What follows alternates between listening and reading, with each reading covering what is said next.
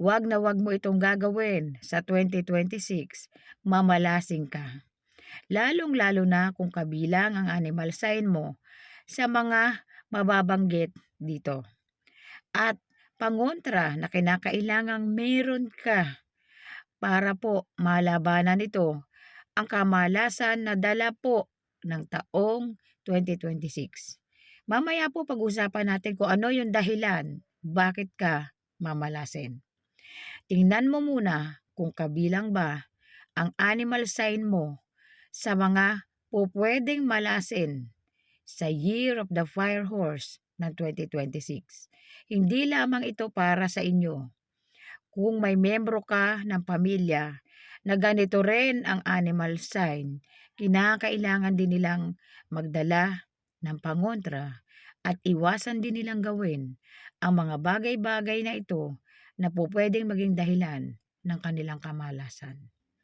Kung mahilig ka sa ganitong mga video, huwag kalimutang mag-like, mag-subscribe at i-share mo na rin para malaman ng iba ang kanilang mga swerte sa buhay.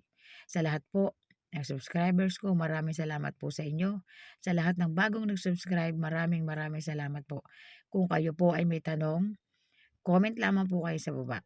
Kapag yan po ay aking nakita, yan po ay aking sasagot.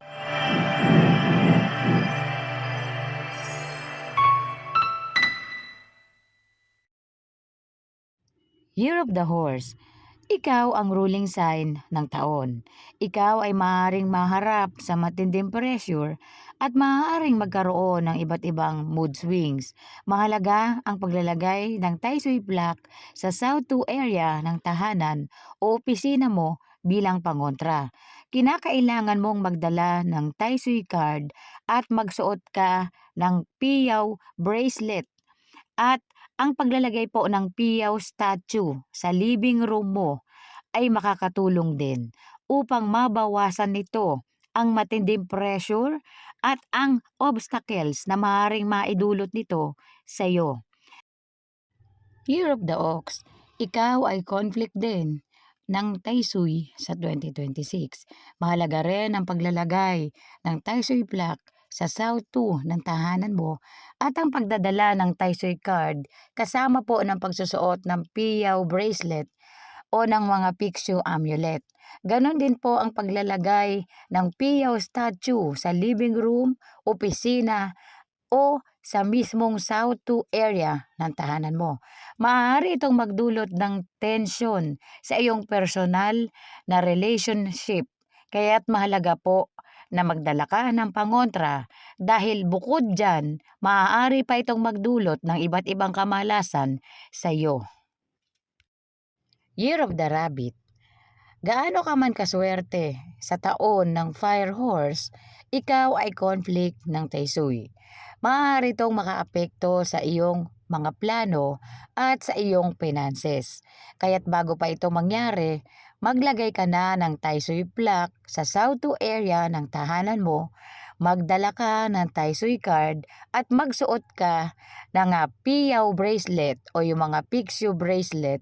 Ganon din ang paglalagay ng piyaw statue sa living room ng tahanan mo o sa mismong South 2 area upang hindi ito magdulot ng problema o ng kamalasan sa iyo. Makukuha mo ang suporta ng Tai Sui at maiiwasan mo ang posibilidad ng pagkakaroon ng obstacle sa 2026.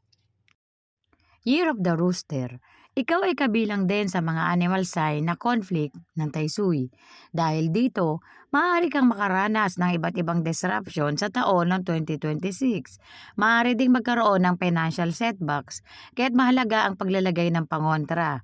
Maglagay ka po ng Tai Sui plaque sa South 2 area ng tahanan mo, magdala ka ng Tai Sui card, at magsuot ka po ng piyaw bracelet o yung mga pixie bracelet at ang paglalagay po ng piyaw statue sa tahanan mo po, sa living room mo or sa mismong South 2 area ng tahanan mo upang maproteksyonan ka po at hindi ka magkaroon ng ganito kagrabing iba't ibang uri ng kamalasan sa 2026. Naiiwasan po ang mga yan basta wag po ninyong maistorbo yung area at magdahan-dahan po kayo sa mga galaw na gagawin ninyo sa 2026.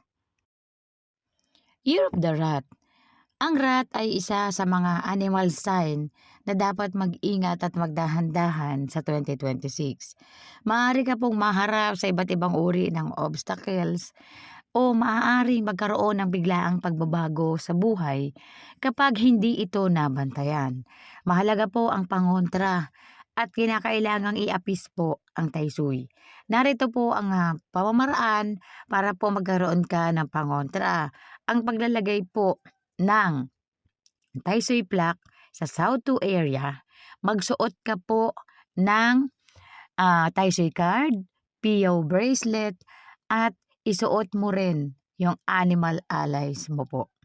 Sa pamamagitan po ng lakas ng mga animal allies mo, makakatulong sila sa iyo na para mapagtagumpayan mo ang 2026. Mahalaga po ang kaalaman para po maiwasan mo ang matinding kamalasan na maaaring makuha mo. Iwasan po ang direct confrontation sa taysui. Ang ibig sabihin, iwasan pong umupo sa South 2 area sa 2026. Maaaring magdulot ng kamalasan sa iyo ang taysui kung no choice ka na, dyan ka na talaga nakaupo sa South area, huwag kang humarap sa South. Pwede kang umupo, ang likod mo ay nasa South at ikaw ay nakaharap sa North. Pwede po yung ganon. Makukuha mo ang suporta ng taysui, ngunit po, huwag masyadong madidisturb ang South area dahil mayroon pa pong ibang flying star sa South na po pwede ring magdulot ng kamalasan sa inyo. Iwasan din po ang renovation, ang digging, at iwasan po ang panonood ng TV dyan sa area na yan. At kung kayo po ay madalas na nagtatravel at kabilang ang mga animal sign ninyo sa mga nabanggit, magdala ka po ng taysui card at yung piyaw o yung piksyu o piyaw amulet po. Pareho lang yan, piksyu tsaka piyaw bracelet.